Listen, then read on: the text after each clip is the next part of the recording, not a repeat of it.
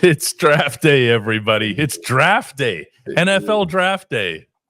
It is finally here, man. A lot of dreams come true tonight, man. It's truly, truly, truly a special night for the guys, the NFL business, and also fans and teams too, man. This is it's a cool event.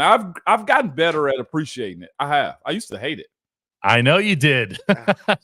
Don't think we're not going to talk about that. That's kind of how we roll around here. No doubt. We got ourselves a bell here for this event. And it's smiling because it missed you guys yesterday. There he is. Let's do it.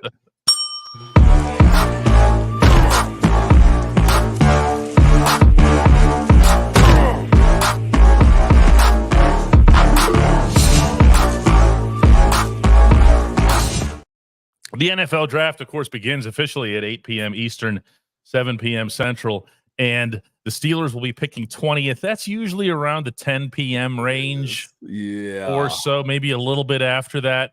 And Moan, the excitement level around here for this draft is a little bit different than it's been in the past because it doesn't feel position specific. You know what I'm saying? Yeah. And I know exactly what you mean. It can go in a lot of different ways as it pertains to, like, legitimately, you might have a situation where best available comes up for the Steelers. You know what I'm saying? You might have a situation where a guy falls, so you don't think you're going to have him as far as a wide receiver, which is very possible too, right? Or the right offensive lineman. Needs of this team, wide receiver, offensive line. You can always go corner again. You can always go interior D-line, although I don't think you're going to go early, right? But those are real needs, and if there's a run on quarterbacks, the quality pushes itself back in the first round, and the dudes you are unsuspecting of being there may be there, DK. That's why it's so intriguing.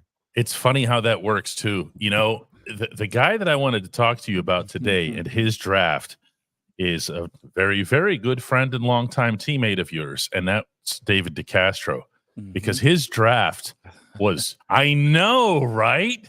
The Steelers had him, according to the Steelers, in their top 5 of that draft class. And there they are, just watching him like this, coming down, falling down. And a lot of that, what you just described, applied to that too, because there's teams that just didn't need guards. They needed quarterbacks. And they just watched Dave. Here comes Dave. Here comes Dave. And then all their plans got blown up. It did. They didn't need a guard. They had you. Yes, 100%, man. And that right there was super unique on how this draft can go as it pertains to tackles, cornerbacks, right? For teams that say, oh man, we may not get this guy and he fall back. But I specifically remember the conversation around it, like, okay, that they were flirting with DeCastro, or, you know, that he was high up on the list, or the fact that every team is looking to upgrade. That's one thing about the NFL I try to tell young guys is, at the end of the day, they punch in what they think is going to make them better, and they go that route. It doesn't matter about feelings. If you do good, then they care a little bit. But the fact that you think you're owed something, that is out the window when it comes to the NFL. And like you said, Dave probably should have been, top 15 maybe at that time with what he was projected to be. And he somewhat fell into the 20s to the Steelers. And here I was. I remember we were sitting at this steakhouse in Pittsburgh. Me, Pounce, Willie, Ben, and maybe one more person there. I can't remember at the time. We're sitting there eating, having steaks and stuff. And the pick comes in. I never forget being looking at his phone. They got DeCastro. And I was like, F word to myself. I was going to say, what are they saying around you? Are they going to celebrate? Hey, everybody. Yeah. We just got a guard. We got 2 at the table right now and a center. You know what I'm saying? So it was super.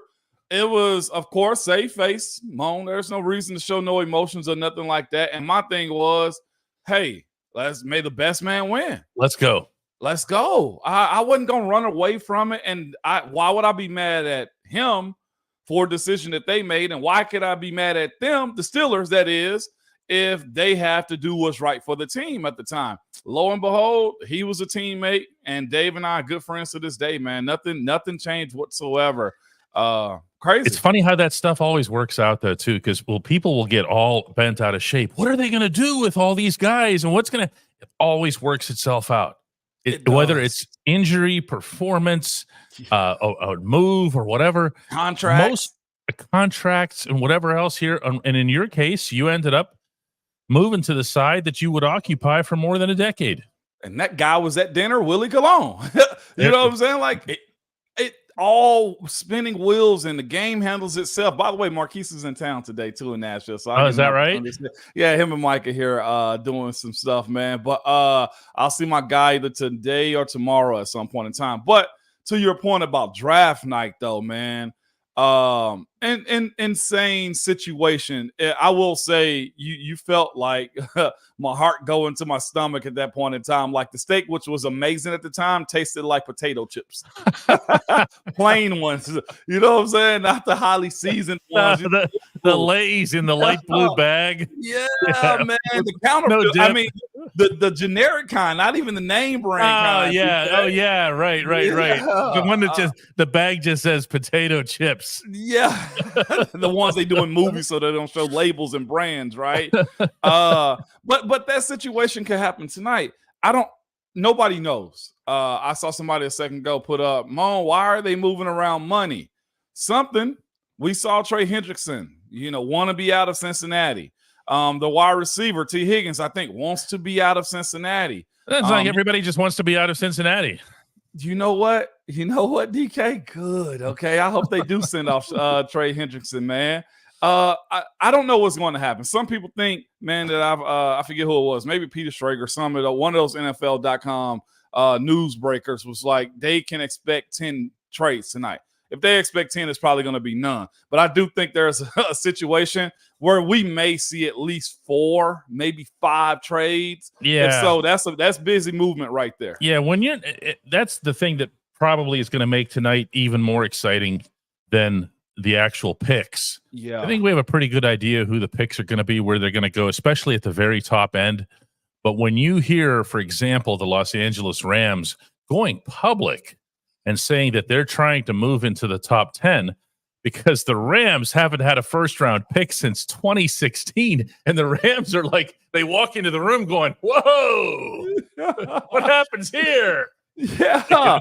It's wild to think that they're here right now, but I do think there's a bunch of negotiating through public right now too, DK. I'll be the first one to say that. I think that's the case as it pertains to some of these teams. You got J.J. McCarthy right now telling the world where he's going. He says he's going to the New York Giants because he understands the coaches there. He know the install. And all I can think is he's forcing somebody either in front of them or behind them to try to move up. And the NFL league office told him, hey, yeah, you're ours. And all it does is force the team to panic, because that's a real possibility, because they don't somewhat believe in Daniel Jones. Like, those are things that can happen. You also, I'm not sure if you saw it, DK, of course, I see all this stuff because I'm draft guy. And you are a draft guy. In a small sense, okay?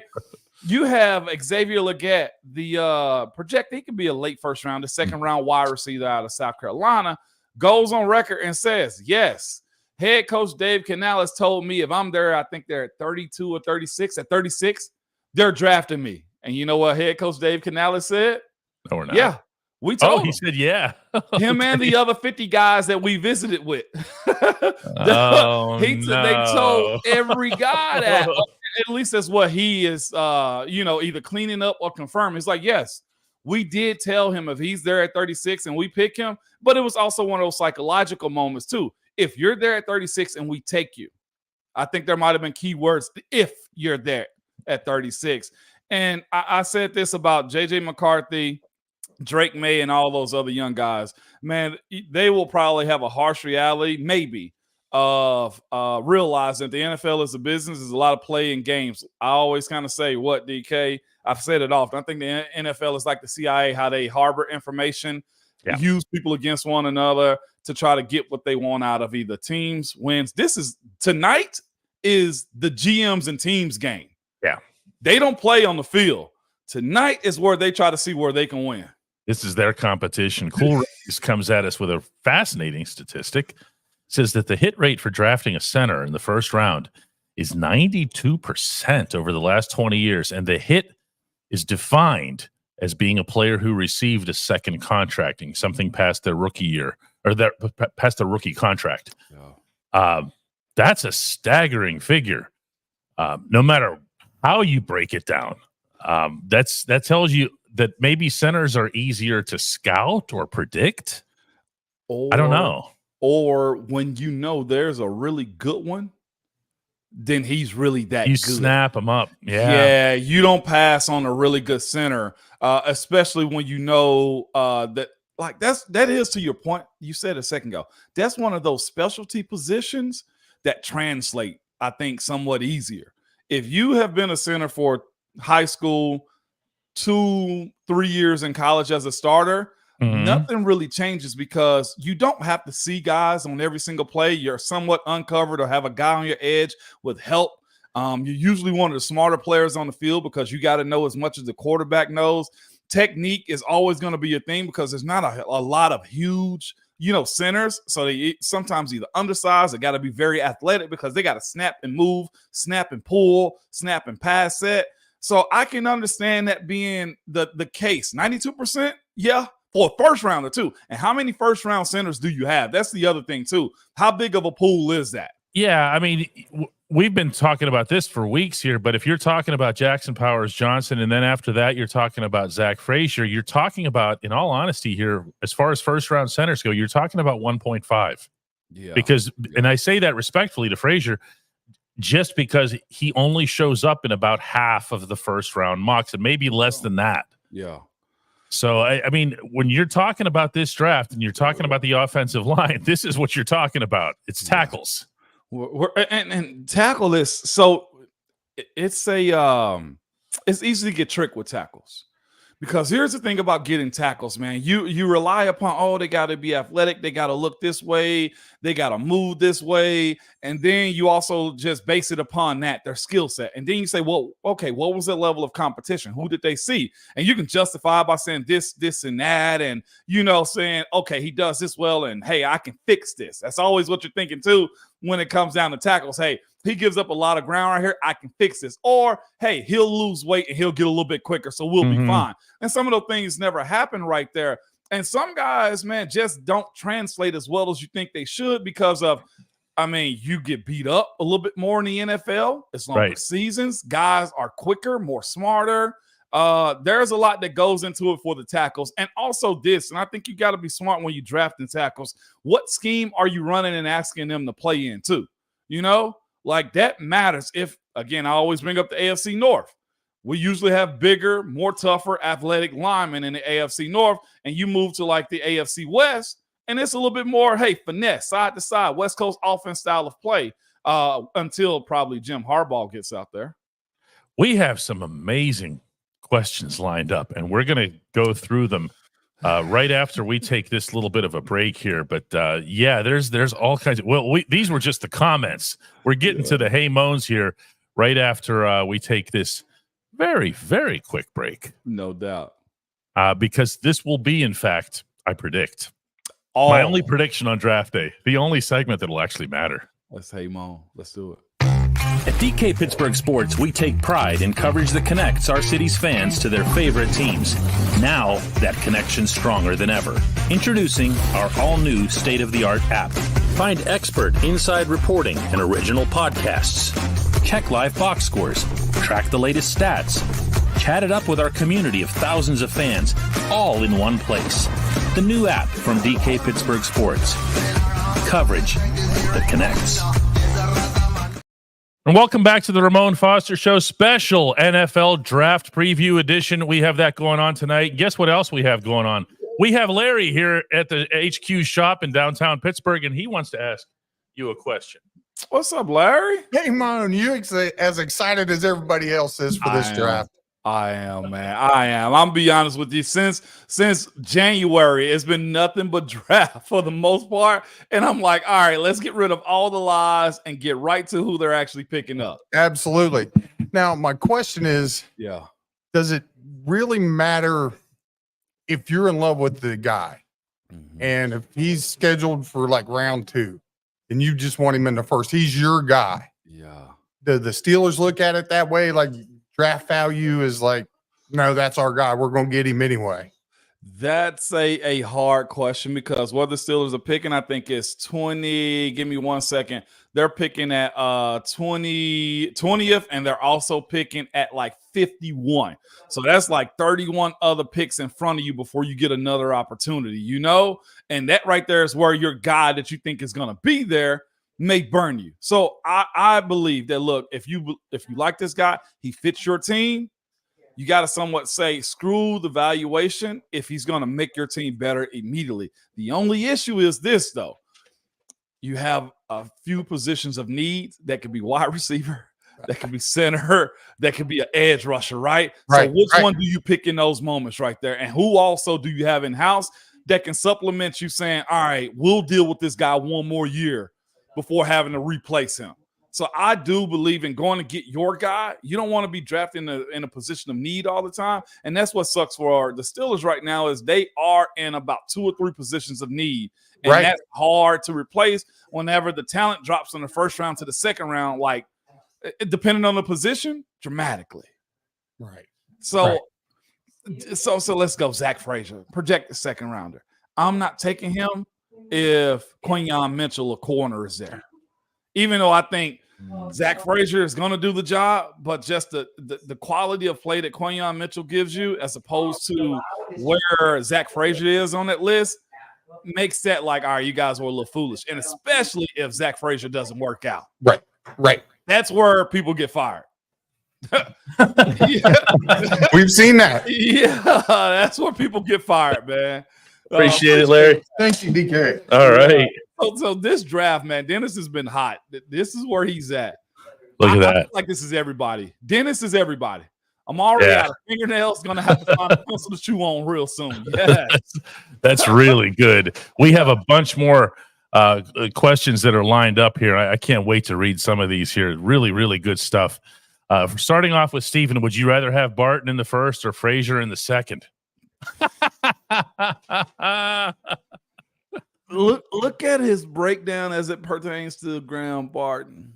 He's been LT. No, he was center freshman year. Center. LT. I think he's an interior lineman. You say he's guard. I love him as a guard. I would. But you also have 2 dudes that are in-house already, right? That you believe in, that are already paid too. Yeah. Give me Frazier in the second before you take Graham Barton in the first as your starting center. There we go. Listen to me too, real quick. I'm glad to be wrong. Okay. If he goes in as your day one center, his snaps are perfect and he can move side to side laterally and make the job, I'm glad to be wrong. There you go. A good one here from our friend Horn. It says, hey, Moan, what do you think the Steelers are doing clearing all that cap space out, buying up or restructuring, I should say, Alex Highsmith's contract, clearing up $7 million? Man, it's a situation where you stay ready so you ain't got to get ready whenever it's time to make a deal. You said it yesterday, DK. It looked like Omar had a bunch of stuff on his mind and probably was frustrated with how some GM was probably jerking him over as far as the type of deal that he was trying to present to him. Omar's probably just baiting somebody. It's like, I got what you want. I can take him off your hand. We got the money for him. We have it ready. But we're equipped. Yes. And I think it was Arizona, I think recently, that said they're not going to talk to anybody until their pick is on the line. Yeah. So if you're interested, you better come correct because they know they have their guy at 4. That's it. Yeah, tonight will show that. And Omar is just ready. So he ain't got to get ready and say, hey, who can we restructure? Melissa says, hey, Moan, look at her. That's from the soul. It was. She says, Moan, what do you think of the possibility of a Brandon Ayuk trade? Brandon Ayuk trade was good about 2 weeks ago. You know why? Because Amon-Ra St. Brown just in for over $77 million guaranteed. The market does this. Hey, this is a new ceiling. That is a better ceiling now. I got to get more than him if you think that highly of himself. I love the idea that, hey, the Steelers need somebody in-house. There is a real need for a wide receiver. There is. I don't know. You got to understand. You also got to give up a draft pick, whether Omar squeezes them into a third rounder and say, hey, we'll take him off your hands and give him a contract. Too rich to give up a first-round draft pick for Brandon Ayuk for this year and the next couple of years. If you can get him for 3, hey, sign me up every day, okay?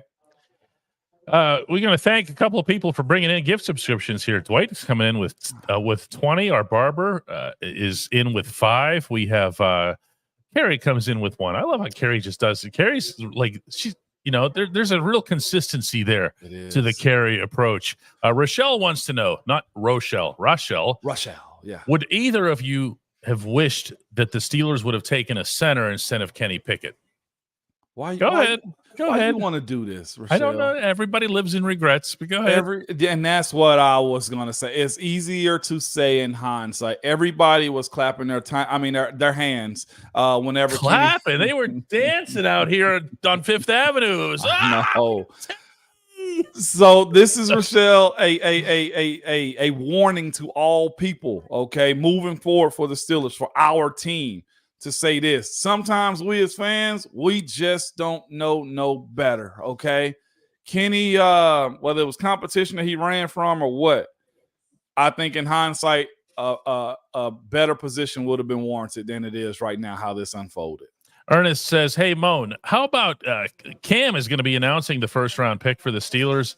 Pat Freiermuth is going to be announcing the second. How about that?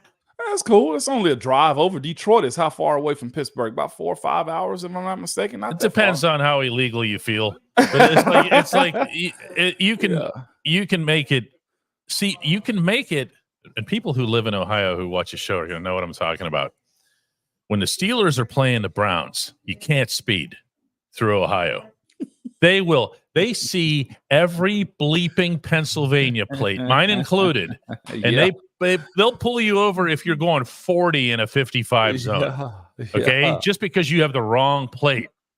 Now, the Steelers and Browns are not playing today in Cleveland, so I'm guessing that you could get up there in about 4 and change. 4 and some change. Yeah, I think it's super cool. It's representation, man. Cam is going to be on somebody's panel soon as he retired, and Muth is I think this is probably just validation of what he means to the franchise too. I guess we're taking a picture here. Taking a hop right there. You want me to look up? She wants me to look up. We're doing a show. That's the beauty of it, DK. Chris says, if Brandon Ayuk was available, is he worth the first-round pick, kind of the way Minka was from the Dolphins? No. So Chris, here's the thing though. You got to see 3 years of product of good work out of Minka before you had to pay him. Like, I know you want to spend all that money. I think the Steelers are close to $20 million in free cap space right now. There is balance that has to happen there, okay, is what I would tell you. And there was an age difference too. I mean, Minka was in his early 20s. Yeah. I think for Minka. Second or third year. What a dumb move by Miami. I still don't even give the Steelers credit as much as I do just blame Miami for doing something that dumb. Look at you going the opposite direction. It's just so ridiculous. Yeah. It's I can't even. Not a first, man. It's too rich on a night like tonight. Mm-hmm. Good one here from HMJ says, hey, Moan, do veteran players dread draft day, knowing that the team is looking for their younger replacement? Do you dread it? A little bit. I'm gonna be honest with you, a little bit, and especially depending on what round they're drafted in. When it was 4th, 5th, 6th rounders and stuff like that, I was like, yeah, we good. But when they go 1, 2, 3, those are guaranteed locks, and those dudes gonna get a lot of opportunities to prove the GM right on those situations right there. I'll tell you this, man. This is something I actually told my team I talked to yesterday, my volunteer team, man. People either glad you got your problems or they don't want to hear about them. Y'all got to understand, it is competition. And DK, I think you would probably say it's mostly fair with how Coach Tomlin and his staff do training camp, to where if you survive and you're bad enough, you're going to get an opportunity and a shot to make the 53-man roster.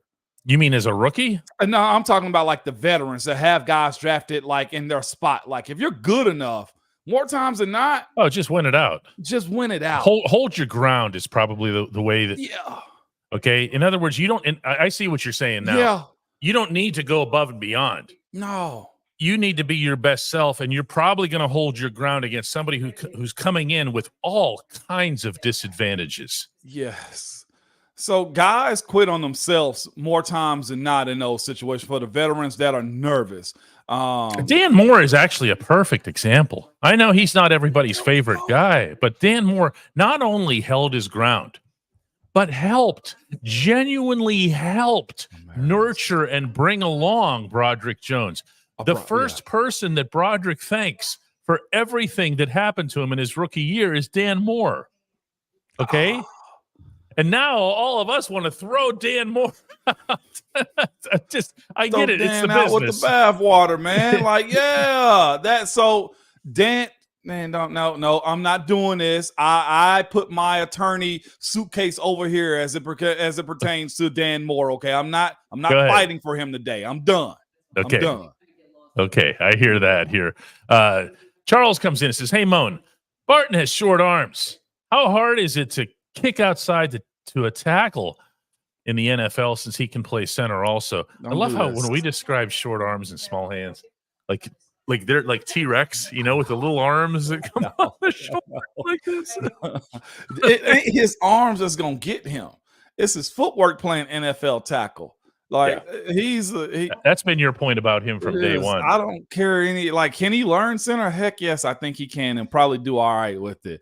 It's his footwork that makes him an interior guy, respectfully. And I think he had a solid 40 too, but it just doesn't translate for who he was going up against. It says he can block Myles Garrett on the left side. Like it wouldn't. Nah, he'll fight, but I don't know if it's what you want to see.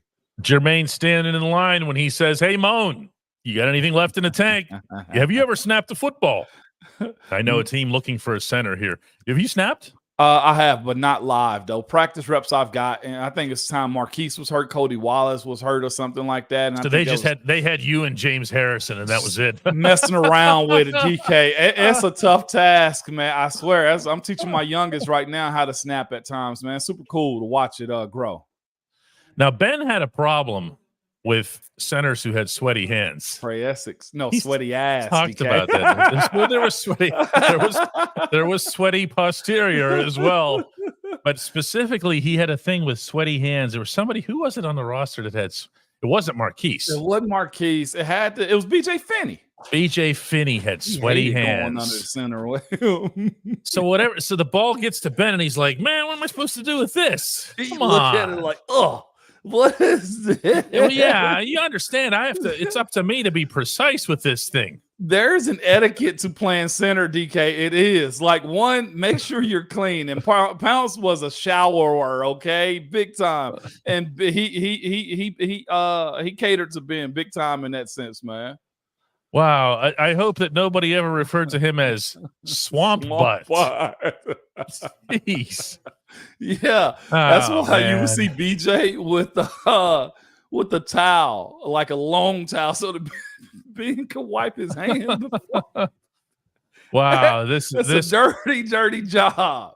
This just nosedived the caliber of this program into all kinds of badness, none of which I'm going to read out loud here. No, it's just on the screen. That's all. Yeah, it's something here. Ryan Lytle comes in with 10 gifts to pass out to everybody to try to get you to become a member. Make sure you have your name shows up in green over there. You have access to all kinds of fun emojis and that sort of thing here. We're going to take a couple more today. Looking at the ones that I saved here, Darren says that Moan's wearing two hats today. You wearing two hats? Yeah, I do, man. I actually got to head to Nissan Stadium here in a minute.